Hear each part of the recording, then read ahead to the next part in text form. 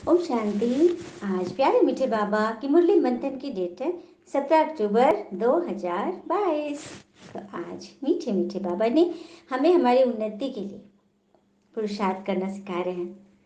कैसे हम सर्विस करें, ज्ञान रत्नों का कैसे ध्यान करें, अपना और दूसरों का कल्याण करें। ईश्वरीय सेवा करने के लिए कौन से गुण होने जरूरी है, इसको हम समझेंगे। और क्राइस्ट ने जो ज्ञान दिया उसका, उस ग्रंथ का नाम और उसको हम कैसे अपने शास्त्रों से कनेक्ट करते हैं, इसको समझेंगे। बाबा का पाठ वंडरफुल है। धंधे आदि में लगो लेकिन सेवा कैसे करो, बाबा उसकी युक्ति बता रहे हैं। ज्ञान में भी कहाँ ना कहाँ माया प्रवेश कर जाती है, उसकी पहचान करो, अपने आप को बचा। निमंत्रण देने के लिए बाबा बोल रहे हैं। कौन सा निमंत्रण देना है, क्या बोलना है, कैसे युक्ति से समझाना है भक्तों को, और थक कर बैठ नहीं जाना है। ऐसा कोई कर्म नहीं करना जो कोई रिपोर्ट निकाले, हमारी रिपोर्ट कर दे। मर्यादा की लकीर के अंदर सदा छत्रछाया की अनुभूति करने वाले माया जीत बनना है। अशरीरी बनने का अभ्यास ही समाप्ति के समय को समीप लाने का आधार है। जब हम अशरीरी का अभ्यास करके अपने आप को आत्मा समझेंगे तभी हम युग को बदलने में भगवान की मदद करेंगे। बाबा ने कहा, मीठे बच्चे अपनी उन्नति के लिए पुरुषार्थ करते रहो, ज्ञान रत्नों का दान कर सदा अपना और दूसरों का कल्याण करने के निमित्त बनो, सफल बनो। तो जो खुद सफल बनेगा ना, वही दूसरे को सफलता दिलाएगा। तो सफल बनने के लिए क्या करना होगा? कोशिश। हर कोशिश में शायद सफलता नहीं मिल पाती है, लेकिन हर सफलता का कारण कोशिश ही होती है। तो ज्ञान काफी लोग सुन रहे हैं लेकिन धारणा नहीं हो रही है, लेकिन कोशिश नहीं छोड़े, कोशिश करते रहे, अपनी उन्नति की कोशिश करते रहे, ज्ञान रत्नों का दान करें, कोशिश करें। प्रश्न, ईश्वरीय सेवा करने के लिए कौन सा गुण होना जरूरी है? सेवा करने वाले बच्चों में कौन से ख्याल नहीं होने चाहिए? तो ईश्वरीय सर्विस में स्वभाव बहुत मीठा चाहिए। क्रोध में आकर किसी को आंख दिखलाई तो बहुतों का नुकसान हो जाता है। सर्विसेबल बच्चों में अहंकार व क्रोध बिल्कुल नहीं होना चाहिए। यही विकार बहुत विघन रूप बनता है, फिर माया प्रवेश कर कई बच्चों को संशय बुद्धि बना देती है। ईश्वरीय सर्विस करने के लिए यह ख्याल न आए कि नौकरी छोड़कर यह सर्विस करूं। अगर नौकरी छोड़कर फिर यह सर्विस भी न करे तो बोझ चढ़ेगा। नौकरी अर्थात जिस पद पे हम हैं, हम वो छोड़ना चाह रहे हैं, और उसके बाद भी यदि ईश्वरीय सर्विस न करे तो कहीं के नहीं रहना। इसलिए सब काम करते, नौकरी धंधा करते, रजाई पद संभालते हुए ईश्वर को पाने का पुरुषार्थ करें, जैसे कि इस राजा को करना पड़ा था। एक बार की बात है, एक राजा, उसने परमात्मा को खोजना चाहा। वह किसी आश्रम में गया। उस आश्रम के प्रधान साधु ने कहा, जो कुछ तुम्हारे पास है उसे छोड़ कर आओ। तो राजा ने यही किया, उसने अपना राज्य छोड़ दिया, अपनी सारी संपत्ति घरों में बांट दी, बिल्कुल भिखारी बन गया। लेकिन साधु ने उसे ऊपर से नीचे तक देखा और कहा, अरे तुम तो अभी भी कुछ साथ लेकर आए हो। राजा की समझ में कुछ नहीं आया, पर वो बोला नहीं। साधु ने आश्रम के सारे कूड़े करकट फेंकने का उसे काम सौंप दिया। आश्रम वासी को यह निर्णय बड़ा कठोर लगा कि राजा है, उनको कूड़ा उठाने का काम दे रहे हैं। तो साधु ने कहा, सत्य को पाने के लिए राजा अभी तैयार नहीं है, इसका तैयार होना इसके लिए बहुत जरूरी है, क्योंकि परमात्मा को चाहते हैं, पाना चाहते हैं। देखो देखो वो छोड़ सकते हैं कि नहीं। फिर राजा वो काम करने लगा।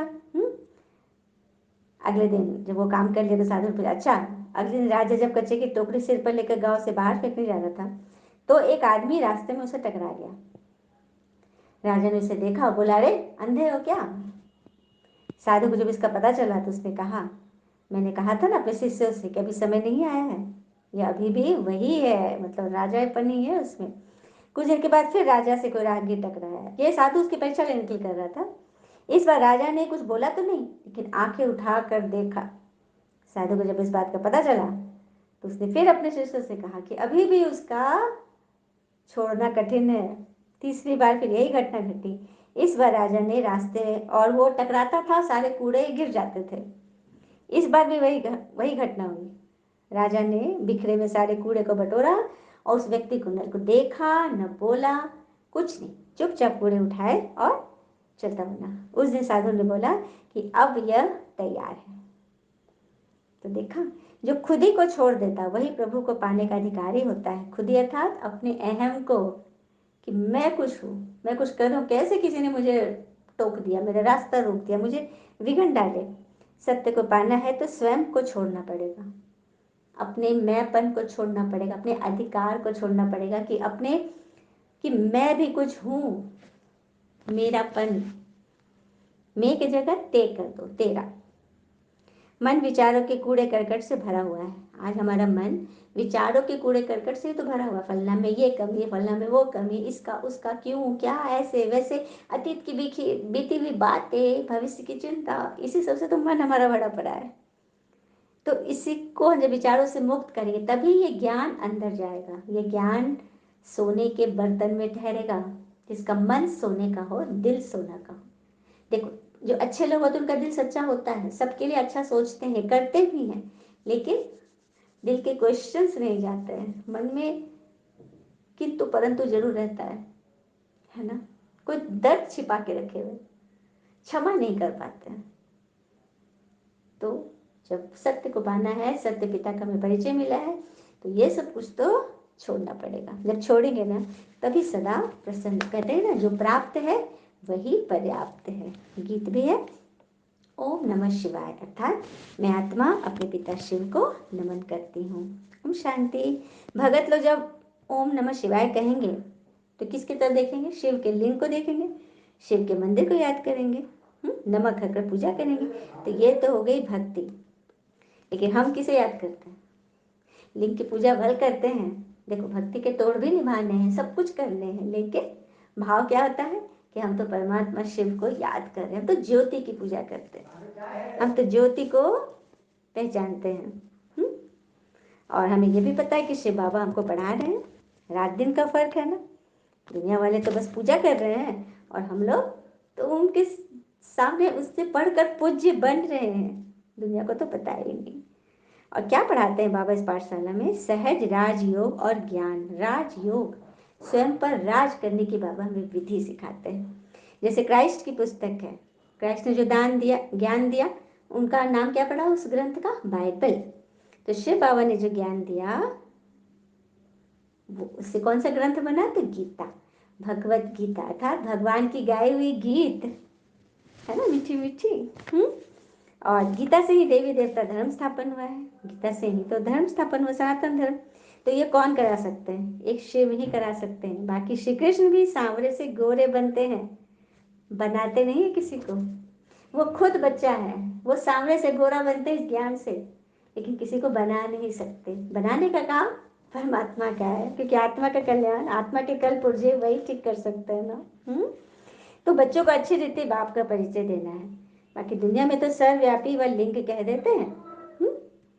परमपिता परमात्मा की तो महिमा है कि वो पतित पावन ज्ञान का सागर है।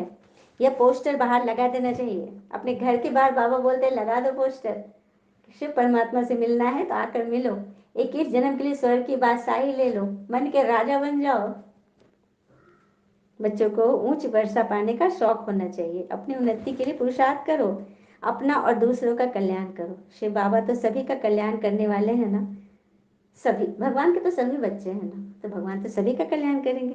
तुमको भी कल्याणकारी बनना है। बाबा कहते हैं मेरा अकल्याण कब होता नहीं, अकल्याणकारी तो रावण है जिसके बारे में मनुष्य जानते ही नहीं, तुमको जाकर समझाना है। बादल भरकर फिर जाए बरसना है, शौक कितना होना चाहिए। अगर दान नहीं करते तो जरूर कहेंगे अपना कल्याण ही नहीं किया, तब औरों का नहीं कर सके, क्या बात है। जब हम औरों का कल्याण नहीं कर रहे हैं मतलब अपना भी नहीं किया। दान नहीं देते तो वो कोई ब्राह्मण नहीं ठहरे। कई है जो धंधे से घर आकर थक जाते हैं, फिर सर्विस भी नहीं करते, दान ही नहीं करते। तो बाबा कह रहे हैं साफ रीति से करे, ब्राह्मण ही नहीं है, नकली ब्राह्मण है, कच्चे ब्राह्मण है। तो हर एक को अपनी चेकिंग करनी है, हाँ, कि हम कितना औरों का कल्याण करते हैं। अगर किसको देवता नहीं बनाया तो ब्राह्मण कैसा? शिव बाबा कहते मैं तो हूँ कल्याणकारी, तुमको भी कल्याणकारी बनना है। बाकी धंधे आदि में लग जाते, समझते हैं पवित्र बनना है सिर्फ। कई है धंधे आदि में लगते हैं, सर्विस भी करते हैं, लेकिन समझते हैं ना कि मुझे बस पवित्र बनना है। पर तो धन दान भी करना है, धन दान नहीं करेंगे तो ऊंचा पद कैसे मिलेगा? जिसमें कोई फर्स्ट क्लास, कोई सेकेंड, कोई थर्ड में रहता है ना। हम्म। लेकिन कई बच्चों को सर्विस का शौक नहीं, इतनी ताकत नहीं जाकर दान करें। तो सवेरे सवेरे मंदिर में जाओ, जाकर ढूंढना पड़े देवता धर्म वाले कौन हैं। जो देवता धर्म, सनातन धर्म वाले होंगे वो मंदिरों में मिलेंगे। इसलिए तो भक्त आत्मा पर नजर पड़ती है, जिन्होंने बहुत गीता शास्त्र आदि पढ़े हैं, वही तो शिव बाबा की बातों को अच्छी रीति समझ लेंगे, गुप्त रीति से आए भगवान को पहचान लेंगे। और कहते हैं ना कि असफलता अनाथ होती है, लेकिन सफलता के रिश्तेदार बहुत होते हैं। जब आप असफल थे तो कोई आपका साथ नहीं दे रहा था, लेकिन अब आप सफल हो रहे हो, अपने मन को कंट्रोल करने में सफल हो रहे हो, तो सभी आपके साथी बन जाएंगे, सभी सहयोगी बनेंगे। क्योंकि आपका व्यवहार रूपी चुंबक सबको खींचेगा। तो पिता का पार्ट वंडरफुल है, जो पास्ट हुआ वो ड्रामा। आगे चलकर बहुत बच्चे मिलने आएंगे, बाबा तो साफ साफ बोलते हैं आगे चलकर काफी सारे अनेक आएंगे। बाबा ने तो यहाँ तक कह दिया कि हर एक घर में एक बीके होगा।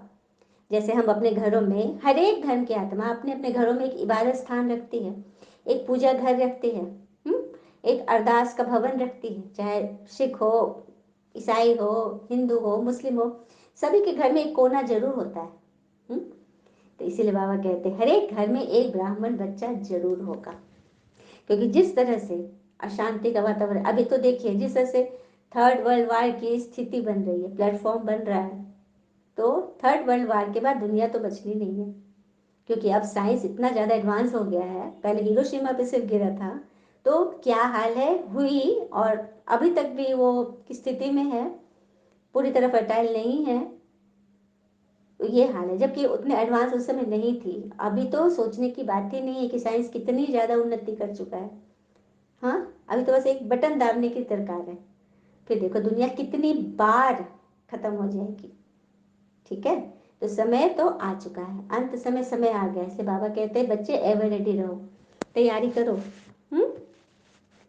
और बच्चों को मेहनत करनी है, जो जो भाषा लोग जानते हैं उन भाषा में जाकर समझाओ। बाबा कहते हैं मेरे बच्चे, भारत में कितनी सारी भाषाएं हैं, तो भगवान के बच्चों को हर एक भाषा आनी चाहिए। निमंत्रण देना है सबको, कि आओ, परमात्मा शिव आए हुए हैं, आकर उनसे जन्म जन्म का वर्षा ले लो। कोई उलाहना न दे कि बाबा आप आए, हमको तो पता ही नहीं चला। नहीं, बाबा किसी का नहीं सुनेंगे। इसलिए बाबा सबको अपना परिचय दे दिलवाते हैं, सबको बताओ, जिस भाषा में उस भाषा के पर्चे छपवाओ। ज्ञान में भी कहाँ माया प्रवेश कर जाती है, ज्ञान में भी इतनी युक्ति से माया प्रवेश करती है कि बच्चे को पता भी नहीं चलता है। फिर कई बच्चे संशय बुद्धि बन जाते, कदम कदम पर विघ्न पड़ते हैं। आज बच्चा है, कल बदल जाता है, भगवान को छोड़ देता है, विकार पर कितना झगड़ा होता है। बहुत पूछते हैं संस्था की ग्लानि क्यों है, संस्था की ग्लानि क्यों होती है, पवित्रता के कारण। क्योंकि भगवान कहते हैं यहाँ वही बच्चे आएंगे जो देवी देवता कुल के हैं, और देवी देवता तो पवित्र आत्मा होते हैं, मन वचन कर्म से पवित्र रहना है ना। हाँ, शास्त्रों में तो श्री कृष्ण जी की कितनी ग्लानि कर दी है, फलानी को भगाया, ऐसे कपड़े चुराए, माखन चुराया। तो श्री कृष्ण तो सत्यों के नंबर 1 प्रिंस है, वो ऐसा नहीं कर सकते। हमारे यहाँ किसी पर कलंक नहीं लगाया जाता, सभी देवी देवता के उच्च उच्च पाठ बताए जाते हैं, सबके कर्तव्य बताए जाते हैं, कोई घर बार नहीं छुड़ाते, घर बार से और जोड़ देते हैं। इतना प्रेम स्नेह से सबको एक सूत्र में पिरो देते हैं, जो कि अलग अलग सब बटे होते हैं। निभाने के लिए लगता है कि हम जॉइंट फैमिली में रह रहे हैं, लेकिन हर एक के मन से अलग अलग से पूछो तो सभी के मन में हर एक के बारे में कुछ न कुछ नेगेटिव भरा पड़ा है। इसको जुड़ना तो नहीं कहेंगे, इसको तो कहेंगे कि चलो दिखाने के लिए रह रहे हैं, लेकिन ईश्वर से जुड़ने के बाद लगेगा कि सब अपने हैं, प्रेम स्नेह से रह रहे, माला के मोती की तरह। तो सबको समझाना है ना, क्योंकि इसी ज्ञान में तो विघ्न पड़ते हैं। मुख्य है कामना की विकार, काम विकार अर्थात कामना, किसी वस्तु, व्यक्ति, वैभव, प्रकृति से कामना ही काम विकार है। तो सब गीता में भी है, काम महाशत्रु है, कामना करना, इच्छा रखना महाशत्रु है। और कहते हैं ना कि इच्छाएं मनुष्य को जीने नहीं देती, और मनुष्य इच्छाओं को कभी मरने नहीं देता है ना। तो अपने आप पे कंट्रोल करना है, माया विघ्न डालती है, इसी कारण से धारणा नहीं होती। तो बाबा बोल रहे हैं पहले पहले मेरा परिचय दो। माया ऐसी है, तकदीर में नहीं तो सब भूल जाते हैं। हाँ, विघन डाल देती ना माया। तो तुम्हें हुक्म मिला है, बाबा कहते हैं मेरा नाम भी गुप्त है तो नॉलेज भी गुप्त है, मेरी पहचान देनी पड़े तो उसके लिए तुम्हें मेहनत करनी है। तो अपने क्रोध पर पूरा काबू करो, निमंत्रण दो सबको, पोस्टर छापो, सर्विस के लिए, रखने के लिए नहीं बने हैं। कई बच्चे ना पोस्टर्स बनाकर घर पे रखे रहते हैं, सेवा के लिए निकलते ही नहीं है। तो बाबा कह रहे हैं रखने के लिए थोड़ी बने हैं। सबको मेरा परिचय दो, निराकार बाबा आया है स्वर्ग का वर्षा देने। अब यह शिव कौन है? शिव बाबा को तो निराकार परमात्मा कहा जाता है। उन्होंने क्या किया जो उनका मंदिर बना है? युक्ति से जाकर समझाओ। अब भले वो समझे व न समझे, अंत में याद आएगा कि इन्होंने हमें उस समय समझाया था। लास्ट समय तो सभी आएंगे, इसलिए पहले से ही समझ लो ना। अच्छा, मीठे बच्चों प्रति भगवान की नमस्ते। हम बच्चों के भी प्यारे बाबा को नमस्ते। धारणा के लिए मुख्य सार, पहले पॉइंट, अपना कल्याण करने के लिए सर्विस का बहुत बहुत शौक रखना है, थक कर बैठ नहीं जाना है, मनुष्य को देवता बनाने की सेवा जरूर करनी है। दूसरी पॉइंट, ऐसा कोई कर्म नहीं करना है जो कोई रिपोर्ट निकाले या माता पिता को फुरना हो, मैंने माता पिता से रिपोर्ट दे दे। किसी भी हालत में विघन रूप नहीं बनना है, कोई कर्म नहीं करना है जिससे भगवान हमारी रिपोर्ट ले, हमारी खैर खबर ले। बाबा चेकिंग करनी है अपनी। वरदान, मर्यादा की लकीर के अंदर सदा छत्र छाया की अनुभूति करने वाले माया जीत विजयी भव। मर्यादा की लकीर के अंदर, चलिए इसको समझते हैं। वास्तव में यह कलयुगी दुखी संसार ही कांटों का वन है और यह शरीर ही पंचवटी है। इसमें आत्मा रूपी सीता रहती है। मन में लक्ष्य को धारण करने की जो आज्ञा है वही लक्ष्मण की खींची हुई मर्यादा की लकीर है, जिसका उल्लंघन करना आत्मा रूपी सीता के लिए मना है। तो माया रूपी रावण और किसी तरह न फुसला सकने पर भिखारी के वेश में भी आता है, ब्राह्मण के वेश में आता है, और सीता रूपी आत्मा उसे न पहचान कर रावण द्वारा बंदी बना ली जाती है। इस प्रकार सर्व आत्माओं के धर्म की हानि होने पर वह अशरीरी राम अर्थात रामेश्वर परमात्मा शिव मनुष्य शरीर धारण करके सीताओं को रावण के पंजे से मुक्त करने आते हैं। उसके लिए भगवान को टीचर बनकर आना पड़ा है। तो इसी संसार सागर पर तैरता हुआ ज्ञान पुल बनाते हैं, जिसे कहते हैं राम सेतु, जिसके साधन से वे माया रूपी रावण का अंत करते हैं। यही है मर्यादा की लकीर के अंदर सदा राम की छत्र छाया की अनुभूति करने वाले माया जीत विजयी भव। तो पंचवटी अर्थात ये 5 कर्मेंद्रियों से बना हमारा शरीर, उसके अंदर आत्मा सीता बैठी है, जिसको रावण छल से माया मोह में फंसाकर हर लेता है। तभी तो श्री राम, जगत के राम, सच्चे राम आकर हमें एक मर्यादा की लकीर दे देते हैं कि अपनी मर्यादा में रहो तो कभी भी रावण तुमको नहीं ले जाएगा। बाबा की याद ही वो छत्र छाया है, वो लकीर है। जितना याद में रहते उतना उनके साथ का अनुभव होता है। छत्र छाया में रहना अर्थात सदा सेफ रहना। जो संकल्प से भी छत्र छाया के बाहर निकलते उन पर माया रावण का वार होता है। अभी हमने सीता जी का उदाहरण सुना ना। आत्मिक सीता की बात है ये। छत्र छाया के नीचे मर्यादा की लकीर के रहने, अंदर रहने से कोई की हिम्मत नहीं जो अंदर प्रवेश कर जाए। हम खुद ही बाहर निकल जाते हैं, तभी तो हम हार जाते हैं। स्लोगन, अशरीरी बनने का अभ्यास ही समाप्ति के समय को समीप लाने का आधार है। जितना अशरीरी बनेगा अर्थात मैं आत्मा हूँ, सामने वाले कुछ भी बोले हमें सुनाई नहीं दे रहा है, कोई व्यर्थ बात हमारे अंदर इन न करे, यही पुरुषार्थ है अशरीरी बनने का, जो समय को समीप लाएगा और ईश्वर के नजदीक आएंगे। अच्छा, ओम शांति। शुक्र मीठे बाबा, वो बाबा के प्यारे प्यारे बच्चे। All is well always. और कहते हैं ना, इंसान दोनों मामले में बेबस होता है, दुख बेच नहीं सकता और सुख खरीद नहीं सकता। लेकिन यहाँ स्वयं सुख सागर बाबा आए हुए हैं, सुख दे रहे हैं, तो लेने में हाथ बढ़ाओ। लेकिन यहाँ कोई भीड़ भी नहीं है, कोई भीड़ नहीं। दुनिया में देखो कोई राजा दान दे रहा है चौक पे खड़े होकर, देखो भीड़ लग जाएगी, लाइन की लाइन। लेकिन अब भगवान रोज सुख बांट रहा है, बस उन तक चल कर आना है। तो उसके लिए इस ज्ञान की राहों पर चलना पड़ेगा। इस पे चल कर ही हम वहां तक पहुंच सकते हैं और उनसे भर भर करके सुख ले सकते हैं और बांट सकते हैं। अच्छा, ओम शांति। शुक्र मीठे बाबा, वो बाबा के प्यारे प्यारे बच्चे। All is well always. ओम शांति।